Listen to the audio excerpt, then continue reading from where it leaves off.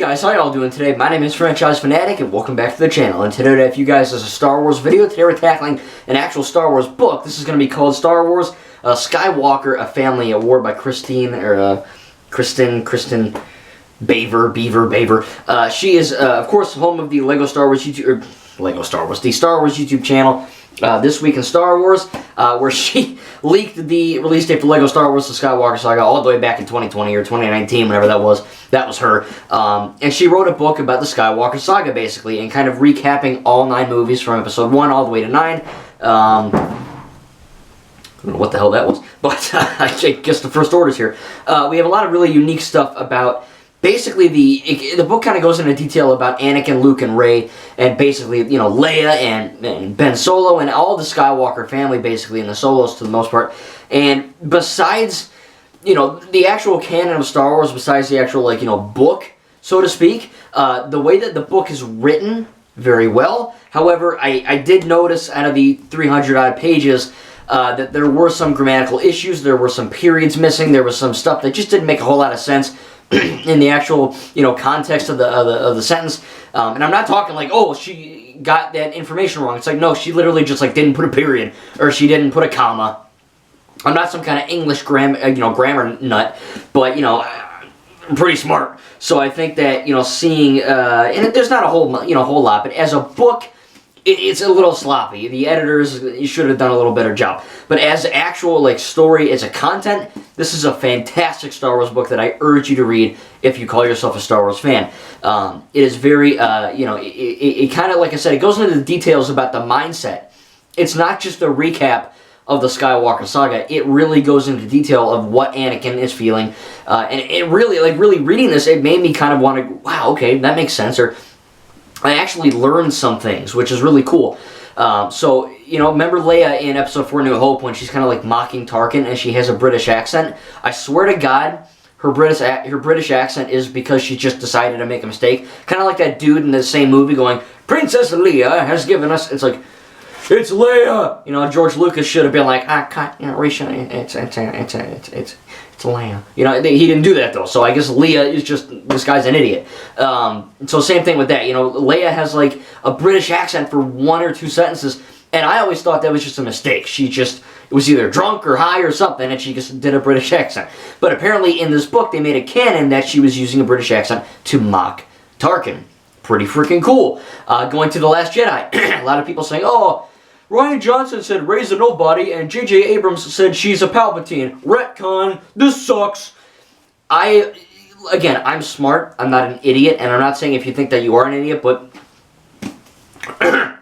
there is a lot of stuff in that you really look at and you go, okay, this is a retcon, or oh, this is that. But in canon, official canon, which, look, I've been saying this shite for years, but apparently no one listens to me, is that when Kylo Ren in The Last Jedi says, Rey, you're a nobody, he actually has no effing clue who she is. That's why in The Rise of Skywalker, he says to Palpatine, who is she? If he knew, he wouldn't ask that question. So it is confirmed in this book, which is canon, that Kylo Ren lied and manipulated Rey to get, basically, to manipulate her and take control of her emotional mental state, which is pretty jacked up at the time, which is really cool. So yeah, maybe it was a writing retcon, but in terms of movies, but who cares? In official canon, no retcon here. Kylo lied to her, and it makes perfect freaking sense. And I love that they mentioned that in here.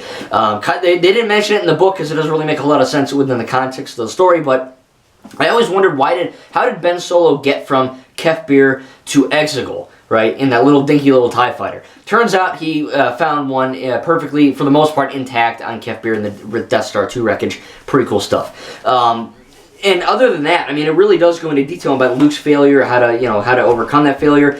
Basically, the whole F-up of the Skywalker legacy of Anakin murdering younglings, to Luke kind of, you know, falling back, or just giving into his failure on Ahch-To, to Rey rising up and, you know, Ben Solo rising up to defeat Palpatine, or the clone version of Palpatine.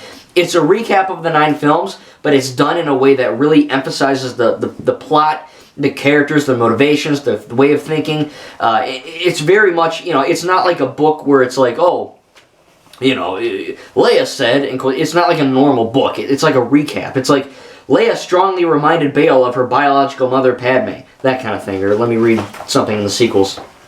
It's like, One fateful night at the Jedi Temple, Luke Skywalker, so sure in his youth that everyone, including Darth Vader himself, could be redeemed through the simple act of choosing to do better, choosing to be better, made a critical error that cemented Ben's transition into Kylo Ren. The story differs depending on the teller. So it kind of goes into detail like that. It's not like Luke said blank. It's kind of like almost like a documentary of the Skywalker saga in a really unique way that kind of, again, I like to think I know everything about Star Wars canon, but this is really, really cool that I actually learned, different stuff from this. So I really, enjoyed reading this. It was cool to go, oh, I remember that in that movie, but it was also neat to, actually learn. Like, Leia took part in, like, really cool, tests to essentially become the next princess before Episode 4 even happened, before Rogue One happened. Very cool stuff. It also goes into the idea that Rey is kind of, they actually say that literally, Luke and Leia give her permission to use the name Skywalker. Pretty cool. Again, I didn't learn a whole lot, but the stuff I did learn was pretty cool. It kind of reinforced the fact that these characters suffer, and Rey, choosing to use the name Skywalker and kind of, push the evolution of that character forward is really, really freaking cool. So again, I'm going to give, if we're going into the Skywalker family, going into all 9 films in the Skywalker saga, and, really leaving a good impression on my mouth. Again, in my mind. There are a few grammatical errors, stuff like that. So as a book, it's a little hit and miss. But as an actual, like, lore-heavy canon book about Star Wars, it's an absolute must-read if you like Star Wars. Again, it's a little bulky, but it's definitely worth the time. I read 1 or 2 chapters a night for a few months. I'm a slow reader, but it really was good to, there's pictures, too, of unique stuff. So it's a good book, I got it for, how much was this? Let me see here.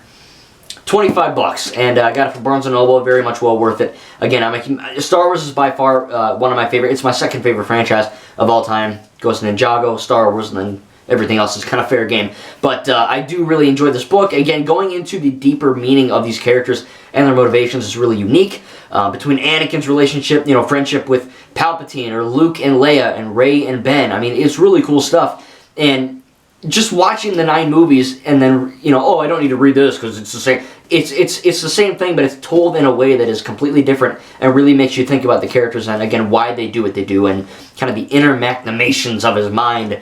Like Patrick said, or an enigma, but they're really well done in this book. Again, some of the writing is a little bit hit and miss. Some of the grammatic, stuff is a little bit weird, but so is that sentence. Some of the grammar is a bit weird. But I enjoyed it. I'm going to give Skywalker, A Family at War from a 0 to a 10. In terms of a book, I'll probably give it like a 7 or an 8. There's surprisingly a lot of grammatical issues. Probably a 7. As a Star Wars book that really delivers on content and really makes you kind of reevaluate the whole Skywalker saga in a really positive and great light. Upon finishing this, I wanted to rewatch all 12 movies again. I'm going to give this an easy 10. This is one of my favorite, if not my favorite, Star Wars novel that I've ever read, and I've read a bunch of them. So again, please, if you like Star Wars and if you haven't read Skywalker, A Family at War, please go check it out. Prequel, original, sequel, it's got it all, and it really gives light and kind of, it sheds light on each trilogy in a really good way. It doesn't favor anything. It's, oh, the prequel's better than the sequels, the sequel's better than the original. Everything gets a fair shot in this book, and I really enjoyed it. So again, I probably waved this around like a freaking moron for too long, but still, tell me in the comments if you read Skywalker, A Family at War. I really enjoyed it. Again, it kind of delves deeper into the actual, thinking of the characters, and, it's not just this happened and this happened and that happened and that happened. It goes deeper than that. Again, it's a pretty thick book, so it had to. But again, I enjoyed it. Good pictures in there, pretty cool stuff, and good artwork, on the cover and all that, and good content within the book itself. So again, as a story, 7. As a Star Wars novel, an easy 10. Highly recommend it. Again, Skywalker, Family at War. Go pick it up if you haven't already. By Kristen Baver. Very good book. And again, it just really made me think about Star Wars, the canon of Star Wars, in a brand new light, in an even better light. And I hold this franchise even higher as an esteem because of this book. It's just that good. Thank you guys, and we'll see you in the next video.